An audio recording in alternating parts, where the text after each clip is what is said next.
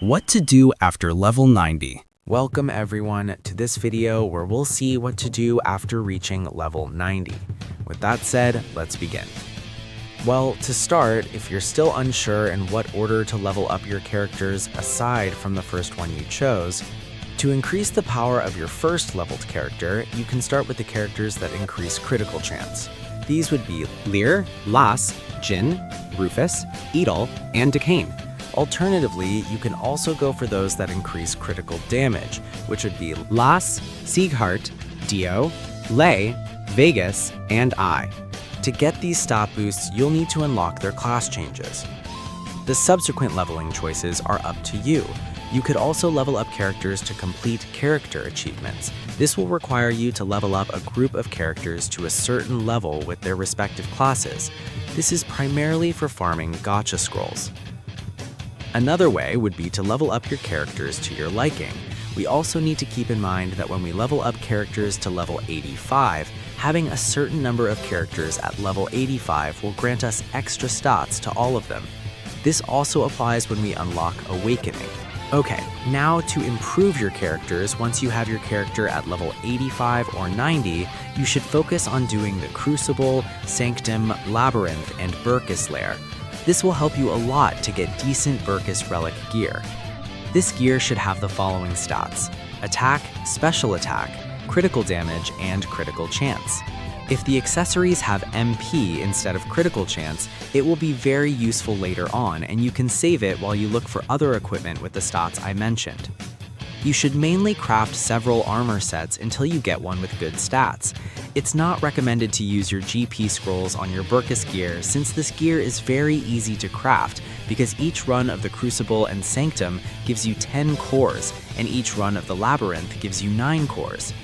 Each character farms 30 Crucible and Sanctum cores and 45 Labyrinth cores weekly. With 24 characters, this totals 720 Crucible and Sanctum cores and 1,080 Labyrinth cores. Each BERKAS piece requires 12 Crucible and Sanctuary cores and 18 Labyrinth cores. This allows us to create a total of 60 BERKAS equipment pieces per week. It's recommended to save these scrolls for Void equipment, as they will be very useful. They can also be used for earrings. Speaking of earrings, since you're just starting out, it's best to create the Epic Taroka and Temple earrings. These are easier to obtain than the Konat earrings. These earrings require the following. This gives a total of 80 Taroka fragments and 160 Temple fragments. You'll need to play once a day with your characters and transfer the fragments via warehouse to the character for whom you will create these earrings.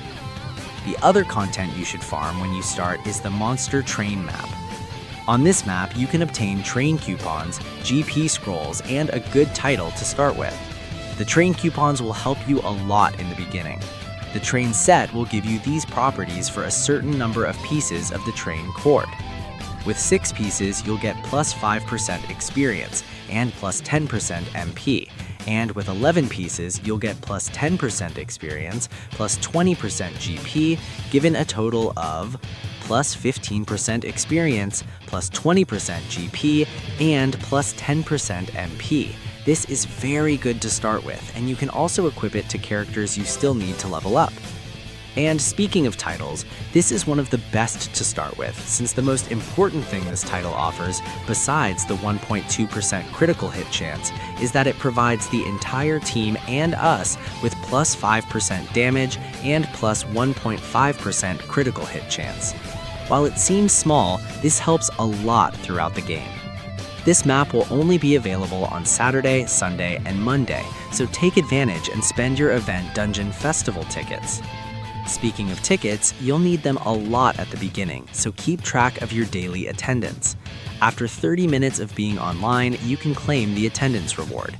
You'll receive points, a golden ticket, and a champion ticket.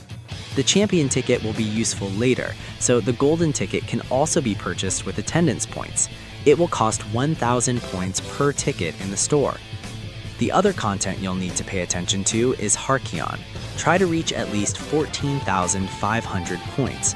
Card boxes will help us a lot with the card system. There's already a video explaining this topic in more detail.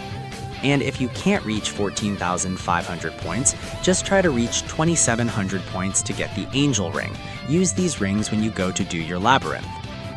With all this, your goal should be to get your first characters to 200,000 points, but that will be the subject of another video I'll release very soon.